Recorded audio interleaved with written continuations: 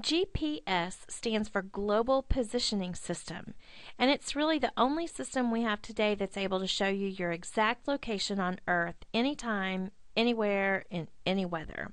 There are three parts of the system that make up this GPS. First, you have satellites. Satellites are in orbit above us, and they are constantly sending information to the Earth. Receivers can be the little handheld device we're going to use when we geocache together, or they could be the device in a car or in a ship or in a plane.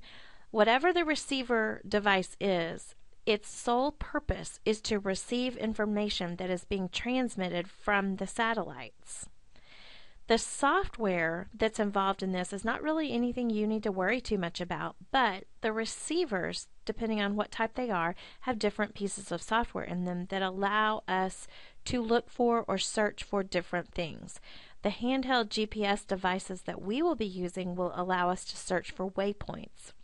If I was in a car, I might want to use my GPS device to search for a road or a store or a restaurant.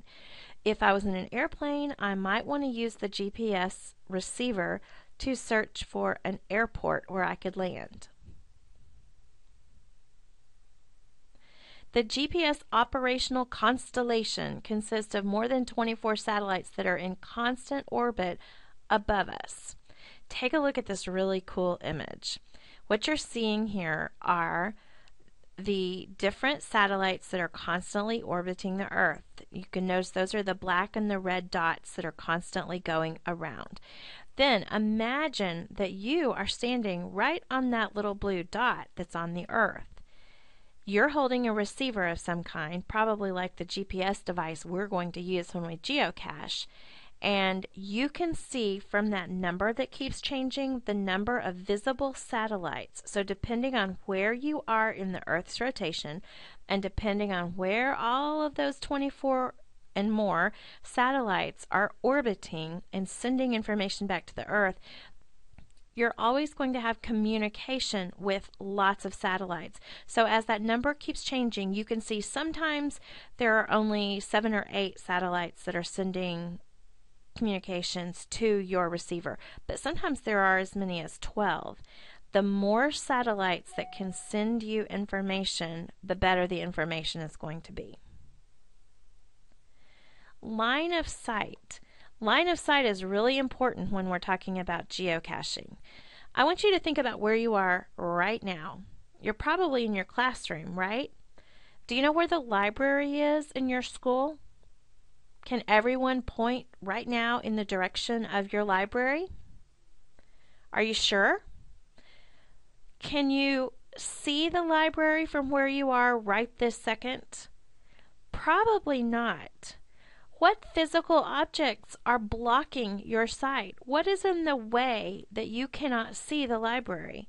Maybe it's walls, maybe it's bricks on the wall, maybe there are pipes or electrical lines or things like that that are inside the walls. Those things are in the way and they're blocking your line of sight. Now I know you know that the library is there, but you can't see it. The satellites can only send information to a receiver if there is a clear line of sight. They can't move around anything. So when we are out geocaching, or when you go out geocaching with your friends or your family, you need to be on the lookout for what we call obstructions. Obstructions can be large trees, they can be buildings or natural formations like mountains or things like that that might block your view from the satellite to the receiver. In our case, when we go geocaching around our school buildings, the one you really need to watch out for are our buildings. If you get too close to the building searching for a waypoint, then you're actually blocking the line of sight from some of the satellites, and it's going to cause the GPS not to be able to direct you quite as close as you would be if you were out in the open without any obstructions. We're about to watch a short video that explains what geocaching is. Geocaching is a high-tech treasure hunting game played throughout the world by adventure seekers equipped with GPS devices. The basic idea is to go outside and locate hidden containers called geocaches using a GPS-enabled device. The GPS coordinates of geocaches are listed on geocaching.com. All you need to do is plug these coordinates into your GPS device and head outside to find the cache.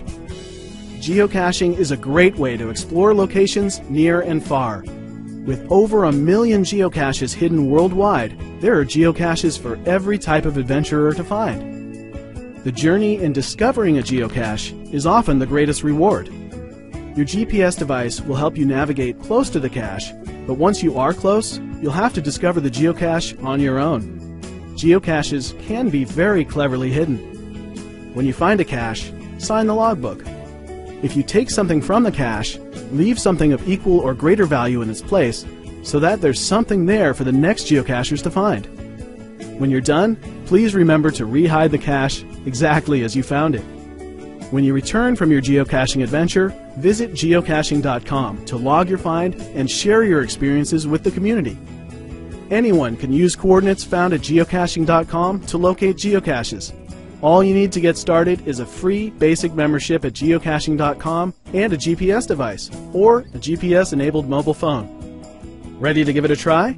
Visit the membership page to create your geocaching.com membership or the Getting Started page for information on buying a GPS device, choosing a geocache that's right for you, and more helpful tips.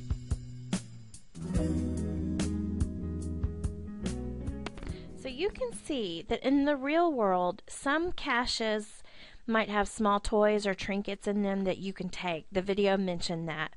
Also, many real-world caches have a logbook. They mention that, or sometimes it's just a small little notepad or piece of paper where they encourage anyone who finds the cache to go ahead and sign their name.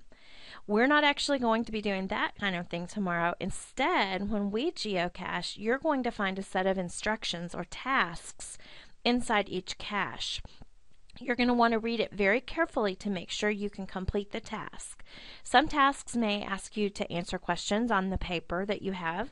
Some tasks might ask you to use a camera to take a picture of something in the close by immediate area, or some of them might even ask you to record a video of some kind. You're going to want to make sure you read the instructions very carefully. You may also be instructed to take something from the cache. Again, read the instructions carefully because it's going to explain if you need to take a slip of paper or something like that from the cache. You always want to be sure that you follow all the instructions, and then when you're finished with that activity, you need to leave the cache exactly the same way you found it. That means everything's back inside the cache itself, the can or the box or whatever it happens to be. The lid is on and closed, and you have hidden that cache back in exactly the same spot you found it. That way it's fun for everyone. When we're geocaching at school, we're not going to need to cross any roads or go off any school property or anything that's going to put you into any harm. There will be adults around the area if you have questions about where you need to go or things like that, so be on the lookout for someone who can help. Now let's talk about the GPS unit itself. Waypoints are the things that we are going to be searching for with the GPS unit. And so you can see this screenshot right here of what's going to show up on the GPS unit. It is a list of waypoints.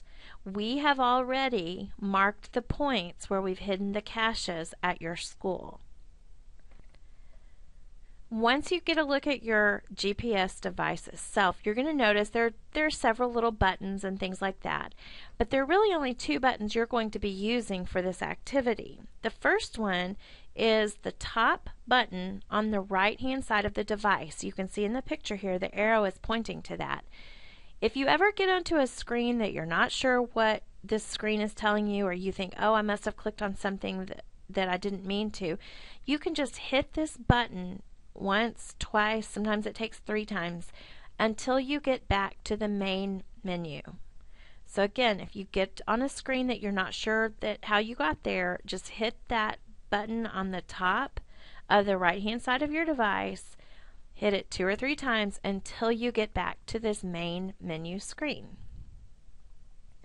The second button that you're going to use is the enter or the toggle key, and that one is found on the front of the device itself. You can see in the picture the arrow is pointing to it. If you've ever played a video game that had a joystick, that's kind of like this little toggle button. It actually allows you to toggle up, down, left, or right to highlight different icons on the window or on the screen on your GPS. Now, I will warn you that these are not touch screen devices, so if you're clicking on with your finger and expecting it to select, that's not going to work. So you're going to have to use this toggle button. You'll notice in the picture that the word find is highlighted. That's because we've used the toggle button to toggle down to that icon, and it's highlighted in yellow. Now, as soon as I've got something highlighted that I want to select, I then push that enter or toggle button straight down, and that's how you select something. So on the last screen, I selected find, and I pushed in the enter or the toggle key, and then it came to this find screen. The next thing you're going to look for is waypoints, and you'll notice that's already been highlighted for you. So all you have to do is push the enter toggle button back in again. You're not going to move it up or down, you're just going to push it in again. Now you're going to see a list of all available waypoints. Waypoints are going to be named by the school initials and a set of numbers. So you'll notice here on this picture, this is from Highland. Highland Middle School, Cache 6. Highland Middle School, Cache 7B. So you're going to see a list of them. If you are in group 4, then you're going to first start searching for HMS4 or EMES4 or whatever your school initials are, but you're going to start looking for the 4th waypoint. When you've found that one and you've completed the activity and put it all back together, then you're going to go on to waypoint number 5 and number 6. When you get to the end of the list, then you're going to go back to 1 until you've completed as many as you can. When you come to your list of waypoints, like you see in this first picture, you're going to use the toggle button to move down to select the waypoint you're looking for first. Once you've highlighted that waypoint, then you're going to push in that enter or toggle button to select it. It's going to take you to a screen like the one here in the center of this slide.